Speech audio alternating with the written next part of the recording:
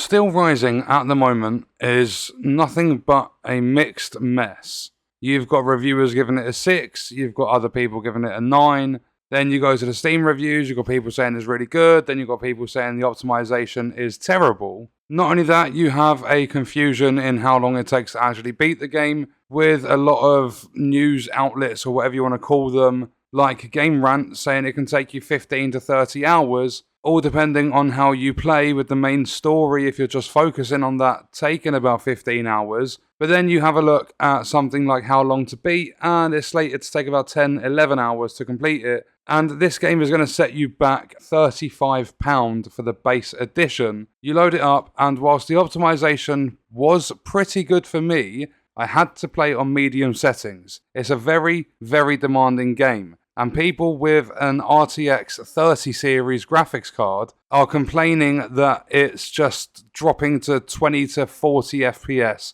and it really should not be doing that. Steelrising is a Souls-like RPG, and whilst the gameplay can be fun, it's how long is it going to be fun for? Is the story going to keep people's attention long enough for them to complete it? Because I haven't played too much of the game, but from what I have played, there's nothing really innovative. You load into the game, you start off the story, you kill enemies, it's basically just feels like a Souls-like, like your typical sort of game in a different setting, because you kill enemies, you get this essence which you can then use for ammo on your gun, and that's just pretty much what you get off the enemies. Then you get these crates or chests you can open up, and you can get different vials for healing. You can get grenades and stuff. Then you can also get some armor or a couple of new weapons. The weapons at the start are very, very rare, and I don't know if that changes further into the game. But with a roughly 10 to 15 hour completion time,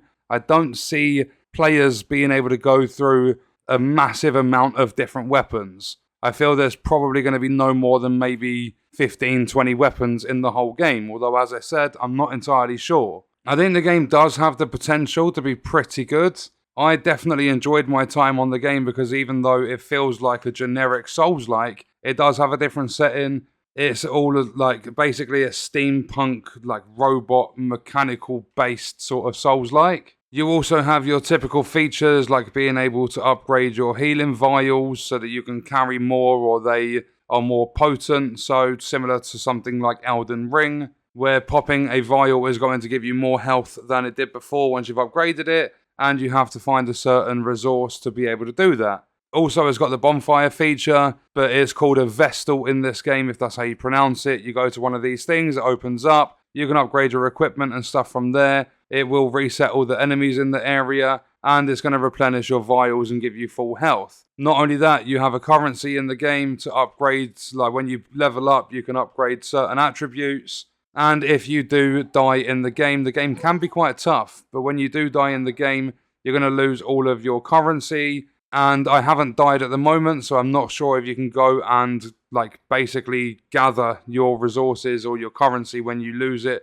upon the death of your character. The enemies, they're very underwhelming. The standard enemies at times can feel more difficult to deal with than bosses. Your weapons are going to have just a basic attack, then a special move, and for a couple of the weapons I've come across so far, it just seems to be a shield. Although I did find a weapon that had the ability to parry. Then on my gun, I've got the ability to freeze the enemies in place so that I can get a couple of good attacks in whilst they're frozen and they can't do anything to me. But the bosses, it just seems as though you can just spam your right mouse, you can keep dodging and then going back in for an attack, and it's just rinse and repeat until the health bar depletes. So overall, I would love to say pick up this game. As I said, I have had fun playing it, but for its price tag, I can't really recommend it. I'd say wait for a sale to pick this up. I wouldn't go splashing £35 out on the game, considering what you get in there, and just obviously your own opinions are going to make a massive difference here.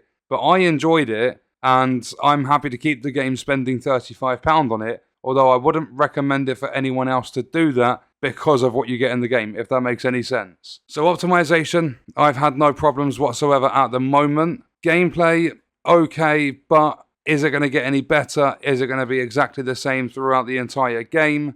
Is the optimization going to start messing up? There's loads and loads of questions at the moment, but based on what I have played so far, it's not too bad of a game, although I wouldn't recommend it at full price. And check out this video if you want to see other content on the channel. That's going to do it for this one. I'll see you in the next video. I hope you guys enjoyed it. Thank you for watching.